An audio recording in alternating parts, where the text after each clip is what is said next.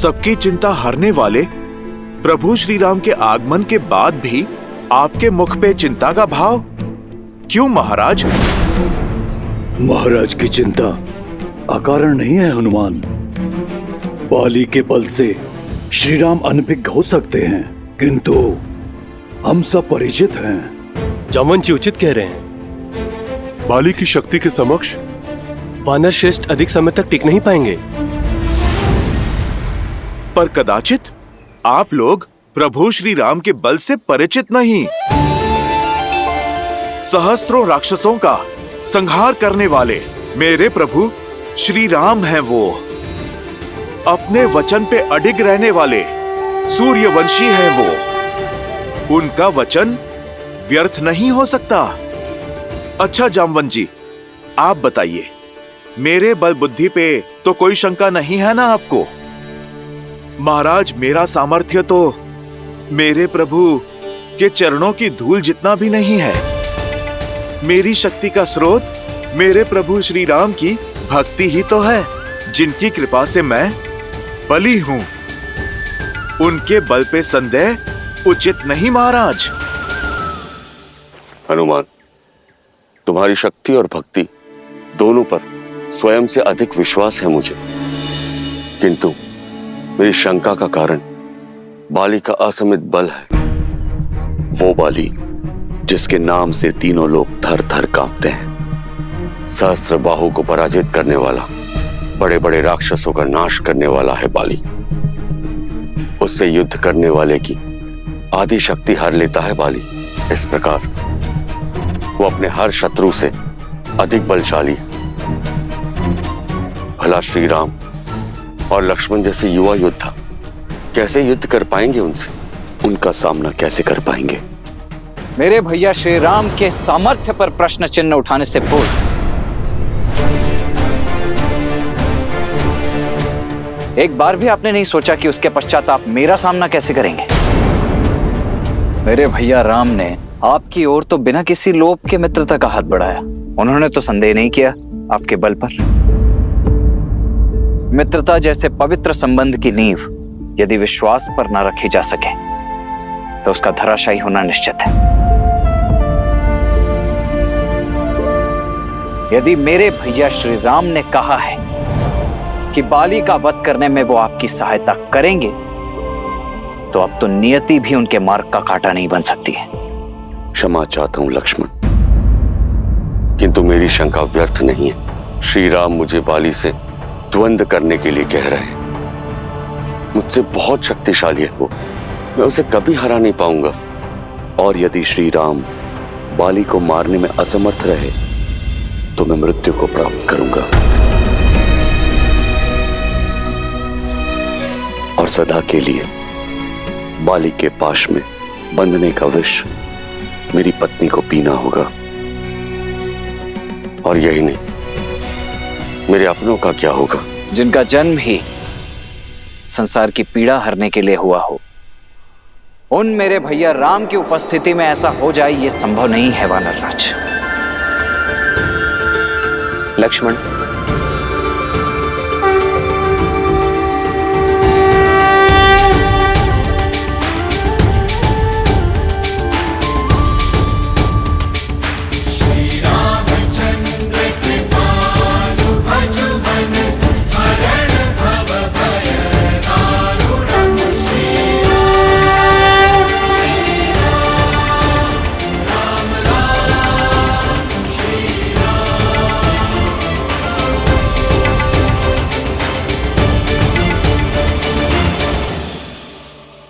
एक मित्र की शंका दूर करने का दायित्व दूसरे मित्र का होता है, और शंका धमका कर नहीं, समझाकर दूर की जाती है।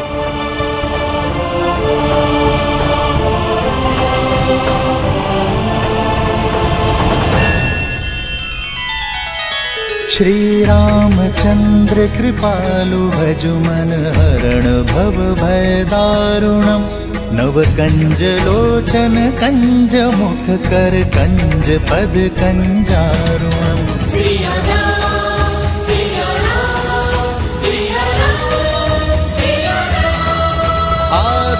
हर्ष और मर्यादा की है ये कथा महापावनम।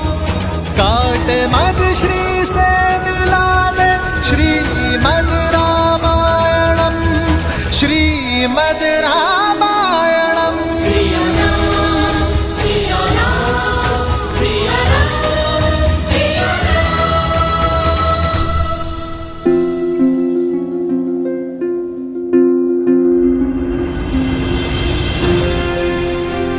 बताइए सुग्रीव, ऐसी कौन सी शंका है जो आपको कचोट रही है? मैं आपके हर संदेह को समाप्त करने का प्रयास करूंगा। क्षमा करे श्री राम, किंतु मेरे संदेह की जड़ बाली की शक्ति है, उसका पराक्रम, उसका बल जिसकी कोई सीमा नहीं है। एक बार अति बलशाली राक्षस दुंदुभी, जिसका शरीर पर्वत के समान था, जिसके नाम से मानव और दानव ही क्या, देवता भी थर थर कांपते थे, उस दुंदुभी ने किष्किंधा आकर बाली को चुनौती दी।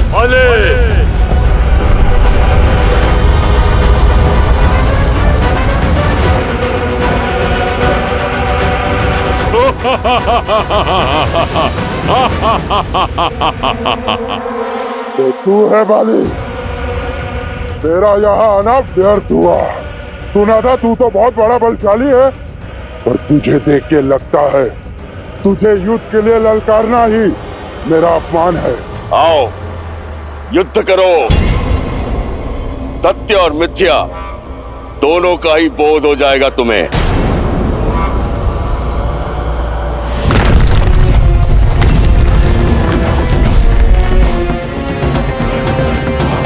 आनंद आएगा।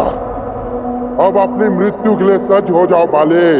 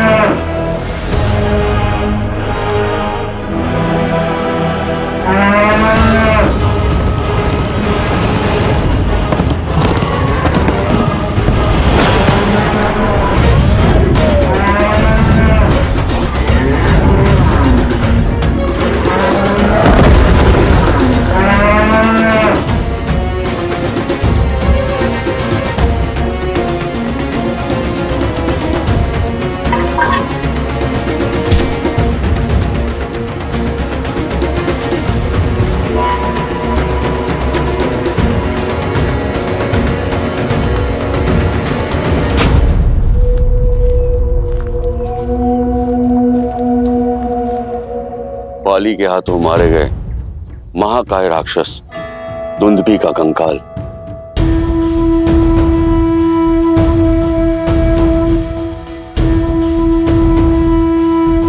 बरसों से आज भी इस ऋषिमुख पर्वत पर पड़ा है।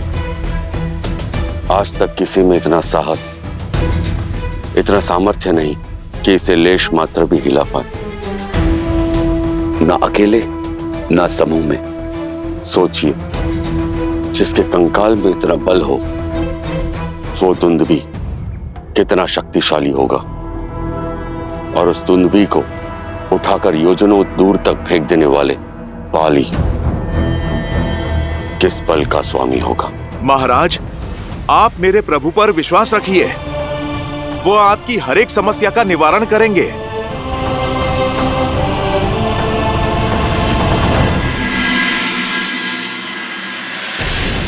इतनी सिद्धि, इतनी शक्ति, इतना ज्ञान होने के बाद भी मेरे भाई ने इतना बड़ा धर्म किया। एक पतिव्रता पत्नी, एक पराक्रमी पुत्र, एक सुंदर राज्य होने के बाद भी किसी और की स्त्री पर कुदृष्टि डालने का अधर्म किया है मेरे भाई ने, और इस अपराध के लिए मैं क्षमा प्रार्थी हूं। जब जानते हैं तो रोका क्यों नहीं अपने भाई को? विवश हूं देवी, हठी है मेरा भाई, वो अपनी हट से नहीं हट सकता, और मैं अपने धर्म से प्रण लिया था मैंने कि अपने भाई को धर्म के मार्ग पर ले जाने का प्रयास करता रहूंगा जीवन भर। इसीलिए उनके साथ हूं और सदैव उनके साथ रहूंगा। धर्मो रक्षितः रक्षित। आप चले थे अपने भाई का हाथ पकड़कर धर्म के मार्ग पर ले जाने, पर उनका हाथ पकड़कर कहीं स्वयं अधर्म के मार्ग पे तो नहीं निकल गए? कहीं ना कहीं आपके चयन का मार्ग दूषित तो नहीं हो गया है? क्योंकि धर्म सदा न्याय के साथ खड़ा होता है, अन्याय की ओट में नहीं। आपका आपके भाई का साथ देना आपका धर्म नहीं, भय से उपजी विवशता है, और ये विवशता आपके भाई की रक्षा नहीं, उनका नाश करेगी। देवी, मेरे हृदय में केवल सत्य का वास है। मैं जानता हूं कि मेरा भाई अधर्मी है, किंतु सत्य का हृदय में नहीं, आचरण में स्थान देना चाहिए। सत्य का निर्वाहन कर्म और वचन से होना चाहिए, जैसे मेरे श्री राम करते हैं। सत्य का बोध होते हुए भी अपने भाई के अन्याय का समर्थन कर रहे हैं आप, तो आप भी मेरे दोषी हुए ना। आपने क्षमा मांगी, मैं दे दूंगी, पर क्या आपका धर्म आपको क्षमा कर पाएगा?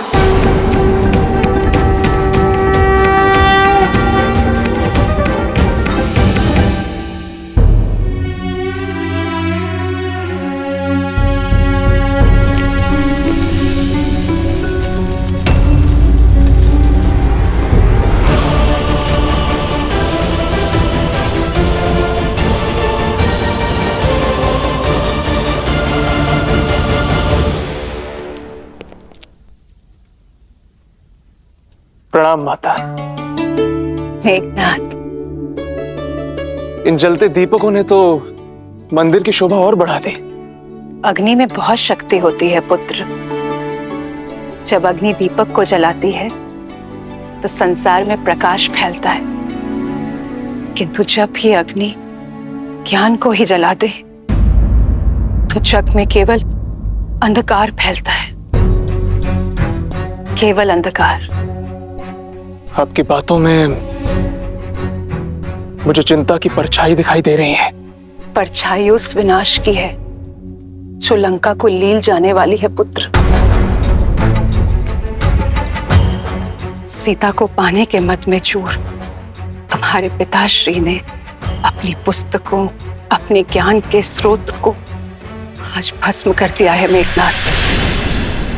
ज्ञान हर सभ्यता, हर साम्राज्य का आधार होता है, और ज्ञान का भस्म होना आने वाले अंधकार और अशुभ की चेतावनी है। माता, आप चिंता क्यों करती हैं? पिताश्री है ना, वो लंका पर कभी कोई आंच नहीं आने देंगे। सूर्य है वो, जिनके प्रकाश को कभी कोई चुनौती नहीं दे सकता। देर तक अगर सूर्य को देखते रहोगे ना पुत्र, तो कुछ और देखने के योग्य नहीं बचेंगी आपकी आंखें। अपने पितृ भक्ति में इतने अंधे ना हो जाओ कि सत्य और असत्य का भेद ना कर सको।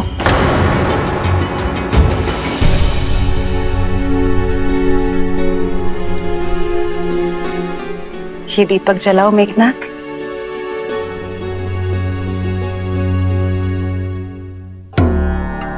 अग्नि से बाती भस्म हो जानी चाहिए, परंतु हुई नहीं। क्योंकि पहले दीपक के भीतर का तेल जलेगा माता, बाती नहीं। यही मैं तुम्हें समझाना चाहती हूँ पुत्र। अग्नि बाती पकड़ती है, पर पहले तेल जलता है। सारा तेल भस्म होने के बाद बाती राख बन जाती है। लंकेश के अहंकार और वासना की बाती ने अग्नि पकड़ ली है पुत्र, किंतु उन्हें अभी इस ताप का आभास नहीं होगा, क्योंकि पहले लंका का वैभव और उसके संसाधन जल जाएंगे, और जब उन्हें इस बात का एहसास होगा तब तक बहुत देर हो चुकी होगी पुत्र। मुझे भय है कि सीता के हरण पहले लंका तेल की बाती और उसके पश्चात हमारा पूरा परिवार बाती की बाती जल जाएगा मेघनाथ। केवल तुम इस विनाश को रोक सकते हो मेघनाथ।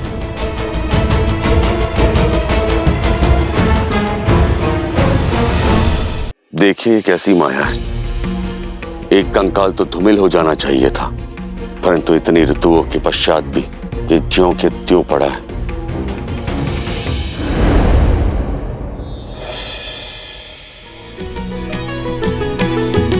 हो कह सुग्रीव सुनहु रघुबीरा,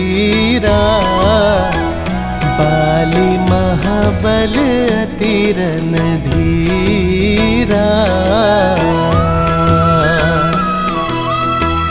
दुंदुभि अस्ति ताल देख राए, बिनु प्रयास रघुनाथ ठाए।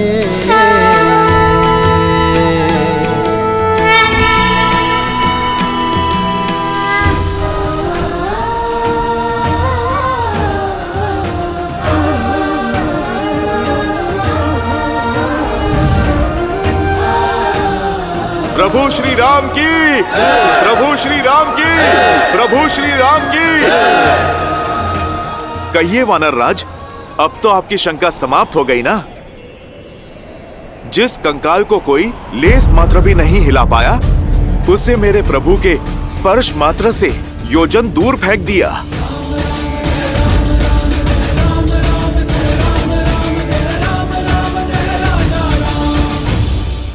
प्रतीत होता है कि आपकी चिंता और भी बड़ी है मित्र।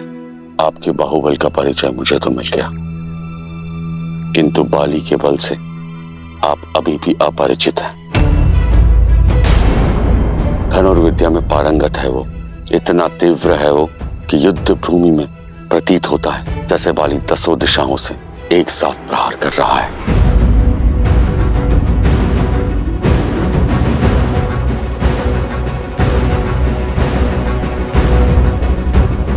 अपने एक बाण से साल के 7 वृक्षों को भेद सकता है वो, इतना प्रबल है उसका प्रहार। आपके संदेह तो समाप्त ही नहीं हो रहे हैं वानर राज। लक्ष्मण, बोलने दो वानर राज को।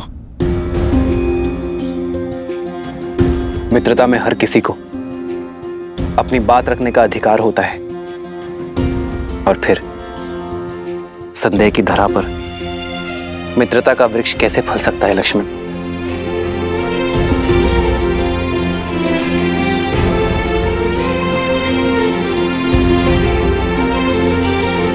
मैं आपके इस संदेह का अंत करने के लिए भी सजग हूं मित्र।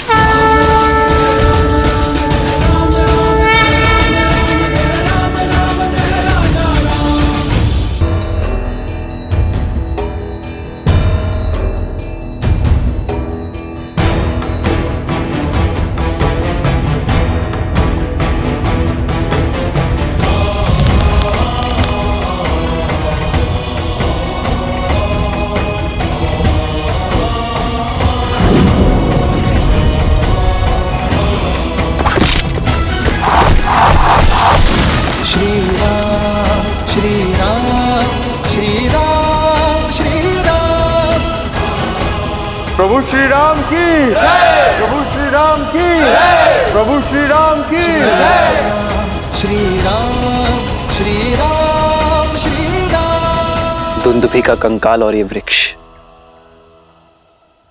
वो नहीं है जो प्रतीत होते हैं।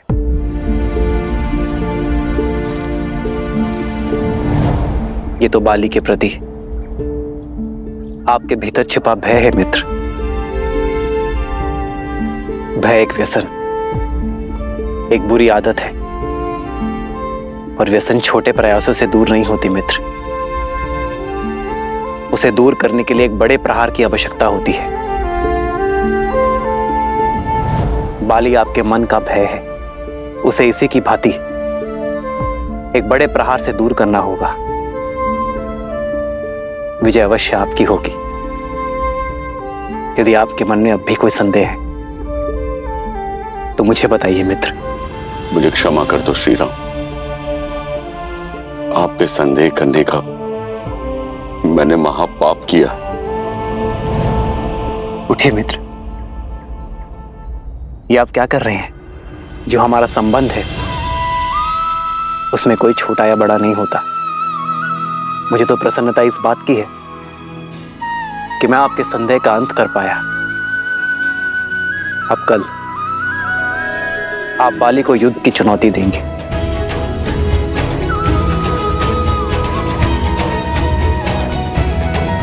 श्री राम श्री राम श्री राम।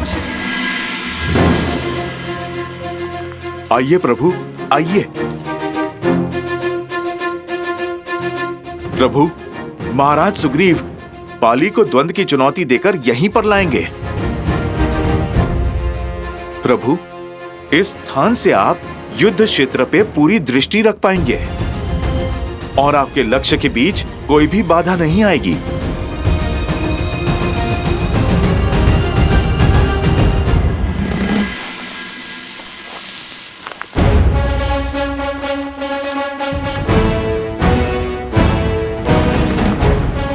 बाले, बाहर निकल। कहां चुप के बैठा है कायर? बाले, बाहर निकल, बाहर निकल कायर। बाले, सुग्रीव।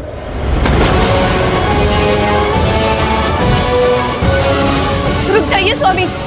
मूर्ख मत बनो तारा, आज मृग स्वयं सिंह की गुफा में आया है। छोड़ो।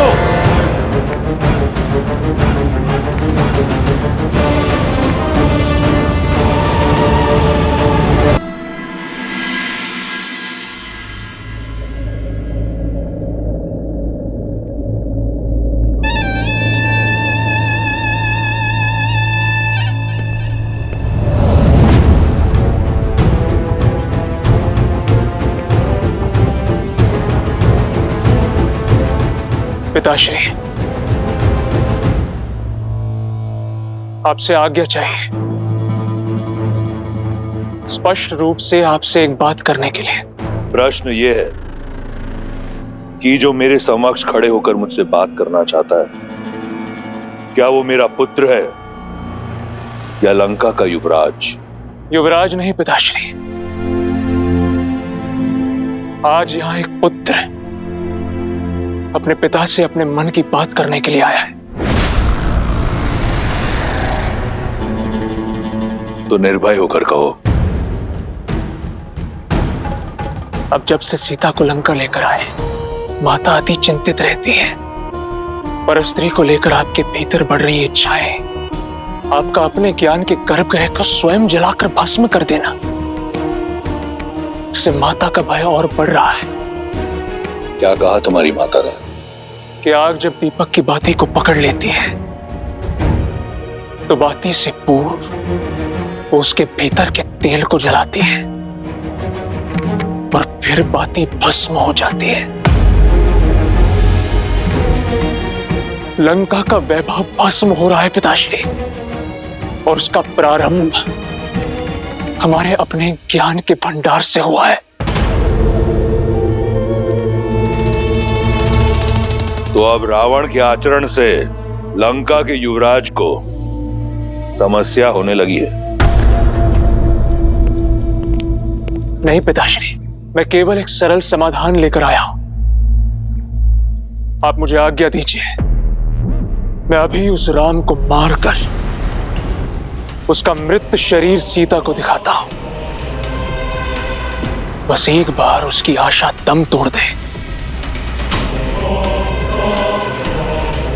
तो वो आपको स्वीकार कर लेगी।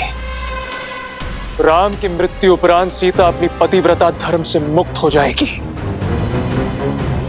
तब वो आपसे विवाह अवश्य करेगी और आपसे विवाह होने के पश्चात, सीता का हमारे परिवार का अभिन्न अंग बन जाने के पश्चात, आपकी प्रतीक्षा के साथ साथ माता की चिंताएं भी सदा सदा के लिए समाप्त हो जाएंगी।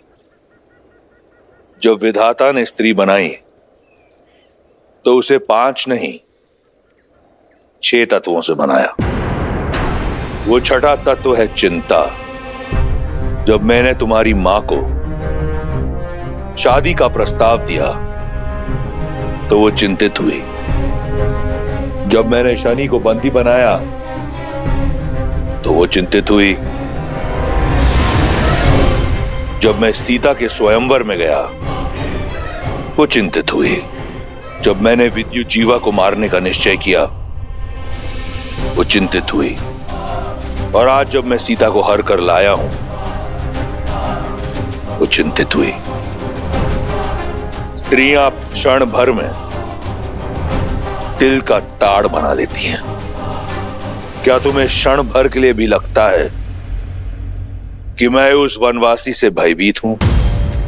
जब मेरे पास कुछ भी नहीं था मैं तब भी भयभीत नहीं था। यदि मैं चाहता तो उस राम का वध उस वन में एक क्षण में कर देता, परंतु जो योजना मैंने बनाई है उसके अनुसार राम का जीवन मृत्यु से कई दुखदाई होगा। दीपक स्त्रियां जलाती हैं और हम जैसे योद्धा अपने शत्रुओं की चिताएं जलाते हैं। युवराज हूं मैं लंका का और इस सत्य से भली भांति अवगत हूं कि लंका को स्त्रियों की चिंताओं ने नहीं, अभी तो हम पुरुषों के प्रबल भुजाओं और शौर्य ने बनाया है।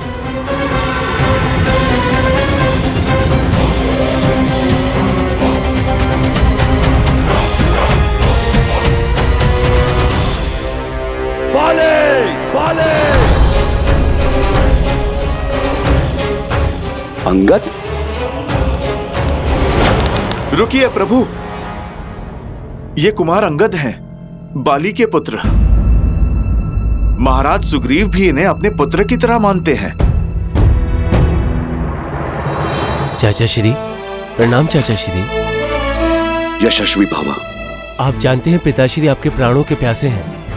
क्यों आए आप यहाँ? लौट जाइए चाचा श्री। लौट कर ही तो आया हूं।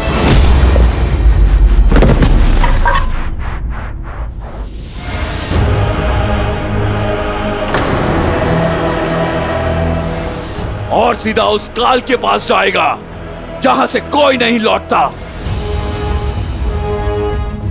चलो, अच्छा हुआ तुम सामने तो आए, अन्यथा मुझे संदेह होने लगा था कि तुम मेरे कुल के हो या नहीं। ललकार देकर मरोगे तो कम से कम ये कह पाऊंगा कि मैंने एक भगोड़े का आखेट नहीं किया, एक साहसी को वीर गति दी। मेरा कुल कलंक से बच जाएगा। मैं भी यहां युद्ध की मंशा से ही आया हूं, तो मृत्यु प्राप्त करने के लिए सज्ज हो जाओ।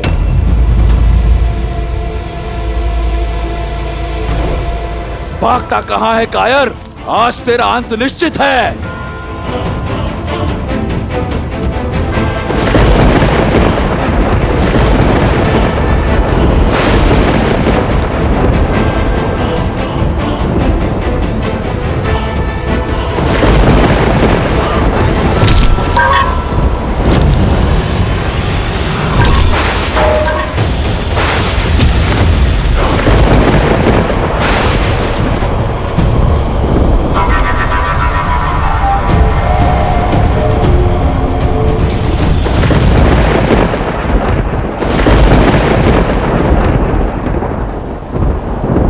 देखा प्रभु, कैसे बाली ने महाराज सुग्रीव की आधी शक्ति ले ली।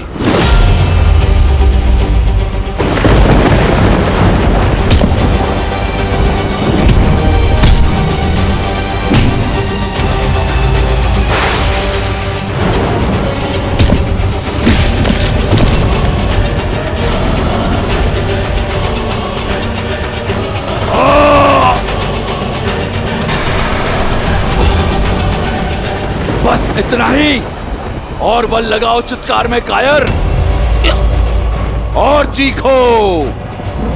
तुम्हारी मृत्यु से अधिक प्रसन्नता मुझे तुम्हारी ये पीड़ा देखकर हो रही है।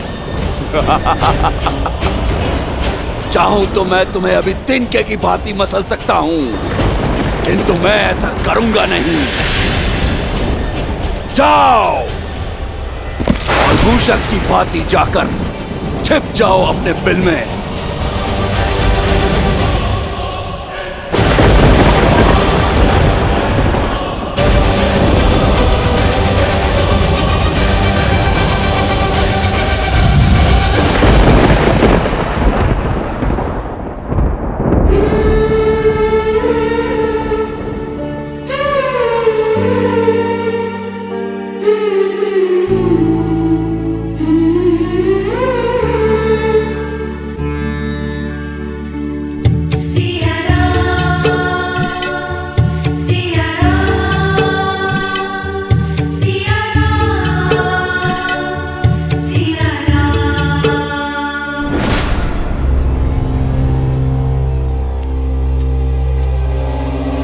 खा लो,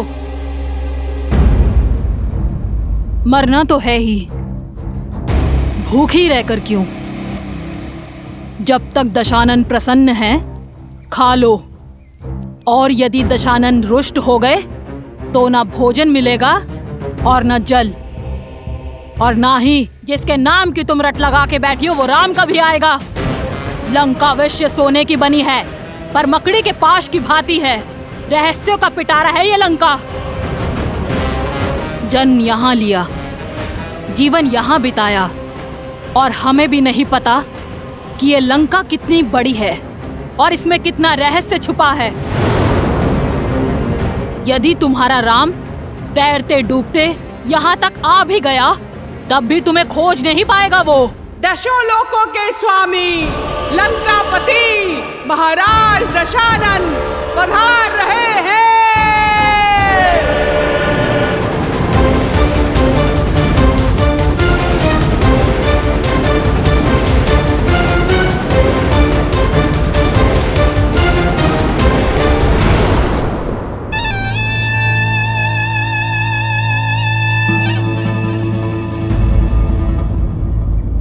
आओ सीता, चलो मेरे साथ।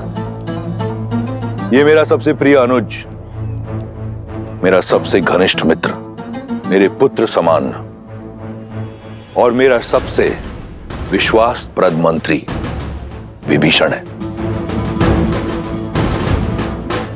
ये एक वनवासिनी का हरण करने वाले राक्षस का आदेश नहीं, लंकेश दशानन रावण का अयोध्या की महारानी से विनम्र निवेदन है। इसलिए राजधर्म और नीतियों का पालन करते हुए मैं अपने मंत्री को अपने साथ लाया हूं। मिथिला नरेश की मैथिली हो तुम, अयोध्या की रानी हो तुम। एक राजा का निमंत्रण अस्वीकार करना अयोध्या की नीति नहीं। क्या अयोध्या की रानी अपने राजधर्म से विमुख हो जाएगी? नहीं। आओ मेरे साथ, ये लंकेश तुम्हें लंका की भव्यता दिखाना चाहता है।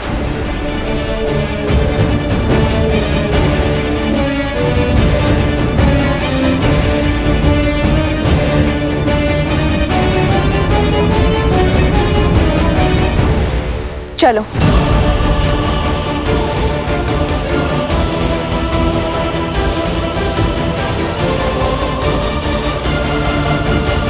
महादेव, रावण सीता को कहां ले जा रहा है?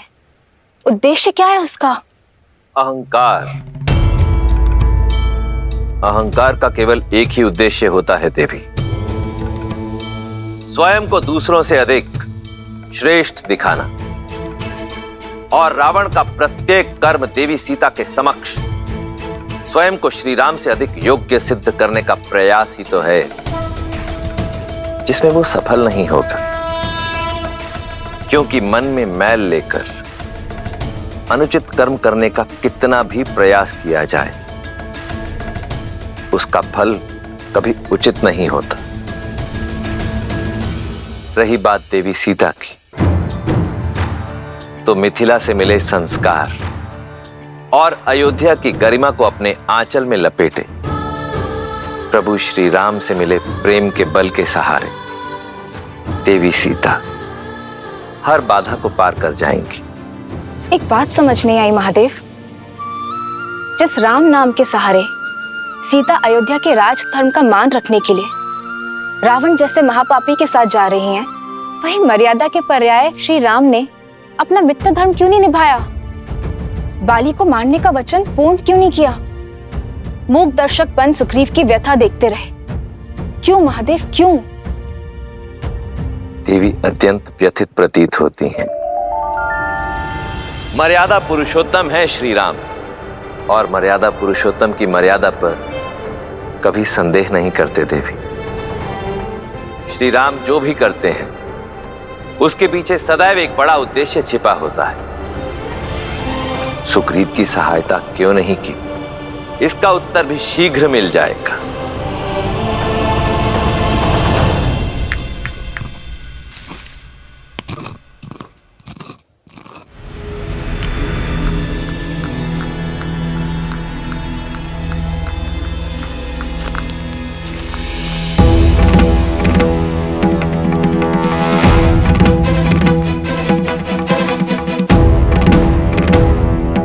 मेरे घाव पर औषधि लग रही है अयोध्या कुमार। आप क्या नमक छिड़कने आए हैं? लक्ष्मण, तुम्हें बहुत घमंड था ना अपने भाई की शक्ति पर, लक्ष्य पर। क्या हुआ? बाली को देखकर धनुष उठाने की शक्ति नहीं बची? क्या लक्ष्य नहीं साध पाए उस दूरी से? सुरक्षा का वचन देकर विमुख हो गए आप।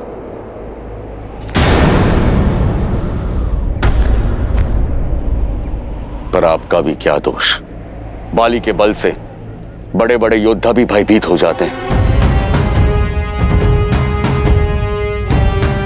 आपके हाथ भी भय से कांप गए होंगे।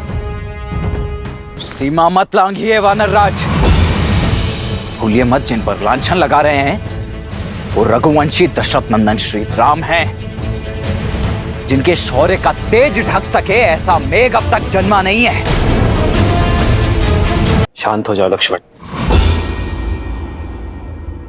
मेरे मित्र को उल्हाना देने का पूरा अधिकार है। तन की पीड़ा से अधिक मन की पीड़ा का बाहर निकलना आवश्यक है। धैर्य रखिए महाराज। जिनका जन्म ही उद्देश्य पूर्ति के लिए हुआ है, वो बिना उद्देश्य कुछ नहीं करेंगे। महाराज, यदि प्रभु ने बाण नहीं चलाया तो उसका कोई कारण अवश्य होगा। क्या कारण होगा हनुमान? और अब क्या मैं अपने मन की व्यथा तक नहीं कह सकता? आप पर आपकी मित्रता का विश्वास का मूल अपने जीवन से चुकाना पड़ सकता था मुझे। ऐसी होती है मित्रता। सच्ची मित्रता तो वो है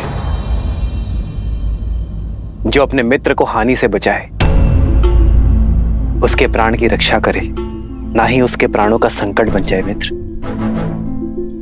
मैंने बाण इसलिए नहीं चलाया मित्र, क्योंकि तुम्हारे प्राण रक्षा करना चाहता था। धनुष मैंने अवश्य उठाया था, लक्ष्य भी साधा था। ना अपना वचन भूला हूं मित्र, और ना ही बाली से भयभीत हुआ हूं। हाँ, भ्रमित अवश्य हुआ हूं। मुझे ये ज्ञात ही नहीं था मित्र कि आप दोनों भाई दिखने में बिल्कुल एक समान हैं। आप दोनों का रूप रंग, भाव भंगिमा, आकार विकार, नाक नक्श इतने समान हैं। ये सत्य है मित्र, कि मैं ये निर्णय ही नहीं कर पाया कि आप दोनों में से कौन बाली है और कौन सुग्रीव।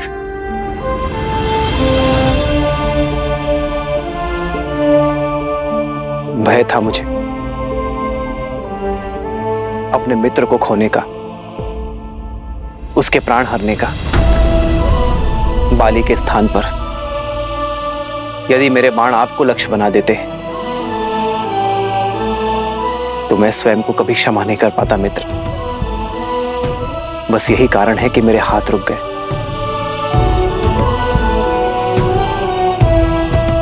आपके दुख का आभास है मुझे मित्र। मेरे कारण आपके तन और मन को जो पीड़ा सहनी पड़ी है उसके लिए मैं क्षमा प्रार्थी हूं मित्र।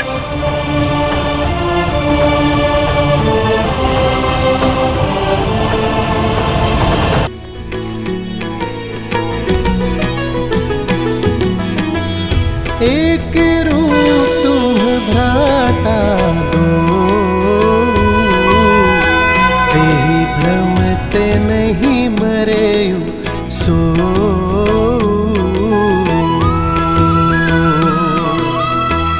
कर पर सासु ग्रीव शरीरा, तनु भाकुलिस गई सब पीरा।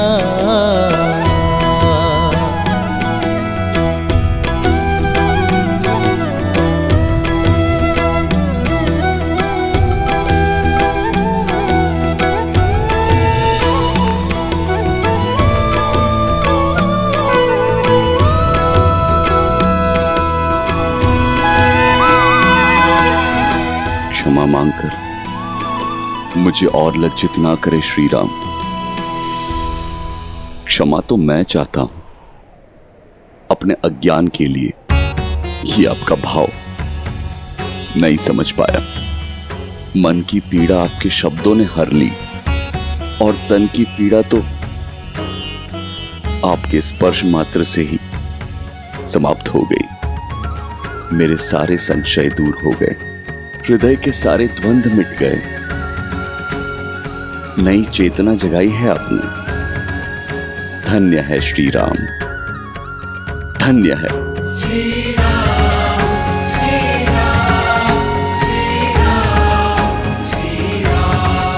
बताइए क्या आदेश है मेरे लिए? मित्र, आप बाली को पुनः युद्ध के लिए ललकारेंगे।